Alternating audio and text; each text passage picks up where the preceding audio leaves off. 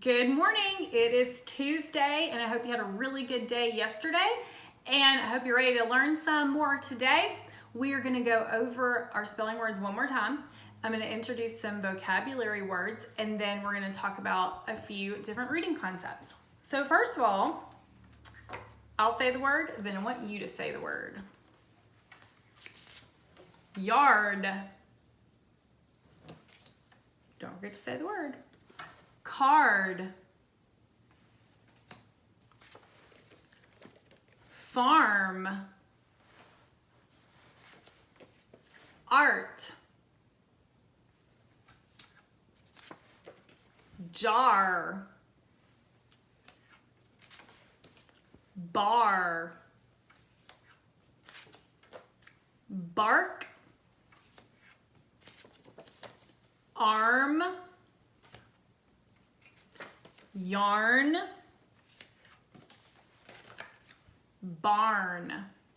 Okay, really quickly before we move on to our vocabulary words. Look at yarn and barn.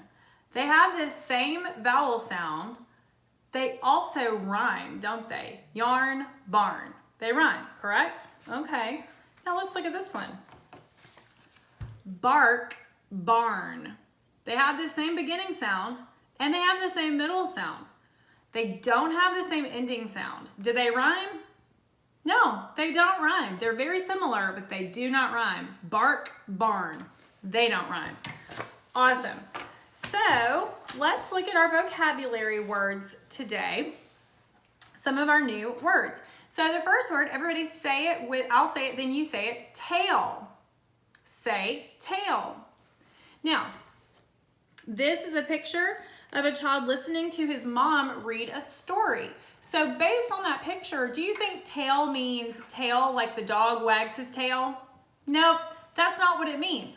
This is just another word for story. So when we talk about a tale or listening to a tall tale or your mom reads you a fairy tale before bedtime, it's another word for story.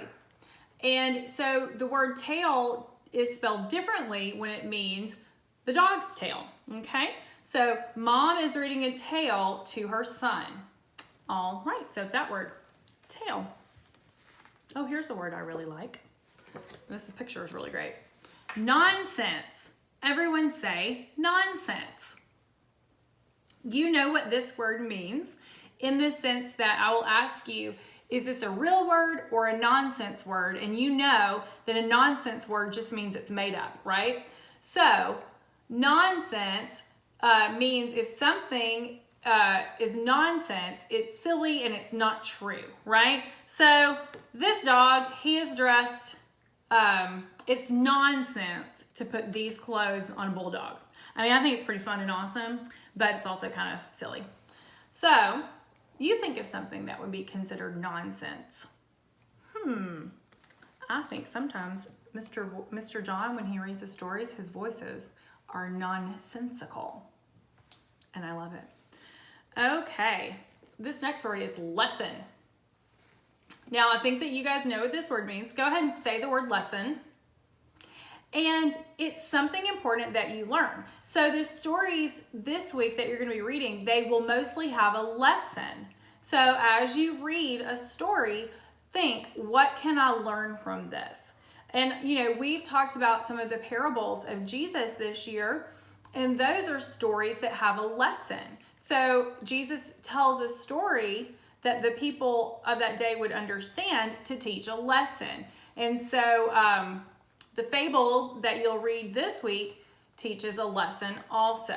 So a lesson is something important that you can learn, right? So this is a picture of a little boy studying with a friend, and he is learning a lesson. All right. Everybody say wise. Wise. All right, we've got a picture here of a park ranger sharing some information with people. They look like they're outside at a national park. And so this park ranger might be really wise to share about some of the dangers of the park and some of the cool things that you could see. If you are wise, you know how to make good decisions. So that would be a meaning of wise. So you have a lot of knowledge and you're able to use it to make good decisions. And this sentence here says, the wise ranger gave us safety tips about hiking in the park. So he's got some knowledge that he's willing to share with these people so they can make good decisions. Okay. Last word for today is express. Everyone say express. Good. When you express your feelings, you tell people about them. So the word express here, she is expressing excitement because I'm not sure if you can tell, but she caught a fish and she is very excited about catching a fish. So you can express feelings of excitement. Sometimes when we're sad, we might express that feeling by crying, or if something's really funny, you can express that by laughing. So there are different ways that we can express ourselves. Express yourself. All right. So the next thing we're going to do is look at this anchor chart, because as you read your story today, I want you to think about the point of view. So let's talk for a minute about what point of view means. We have this owl, and he is saying, who tells the story? And that's all point of view is. It's just, as you read, thinking about who is telling the story. So sometimes the main character might be telling the story. Sometimes it might be a narrator telling the story. So just think about that. And it says sometimes someone's point of view is the way he or she sees things happen. So we've got third person or first person. And in third person, a person who is not in the book is telling the story. So that would be like when the narrator tells the story and they're telling you what's happening to other people. So that's when it comes from third person point of view.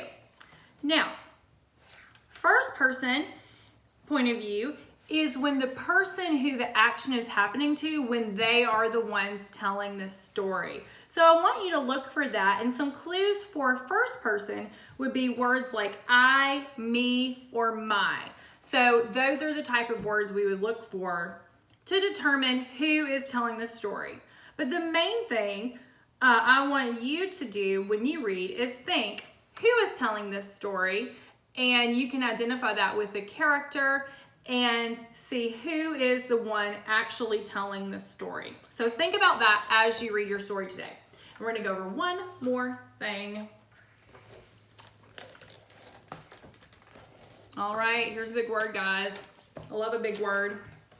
This word is synthesize. Everyone say synthesize. It's a big word. All right, so when you synthesize as you read, you put together information from all throughout the book to figure out, what is this book really about? What's the most important thing happening in this story? So it's cool how they did this. They did little puzzle pieces. So think of each part of the story you read as a puzzle piece.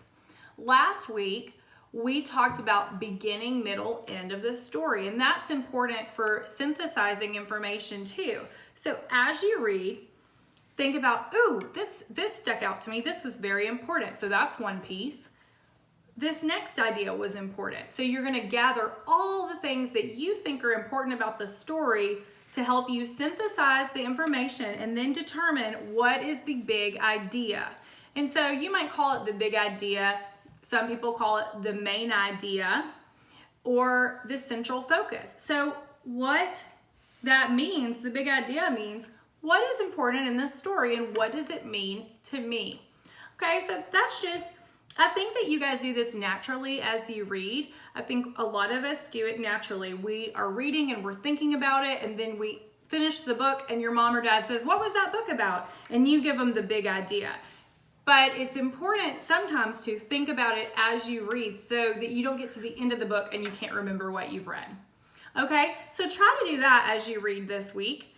And also, I want you to make sure that you read some books at home this week and enjoy those books. And if you don't have a lot of extra books at home because you've read them, because we've been in the house for a month now, get on Epic, and I've sent you lots of books to your mailbox, and I want you to read them and enjoy them.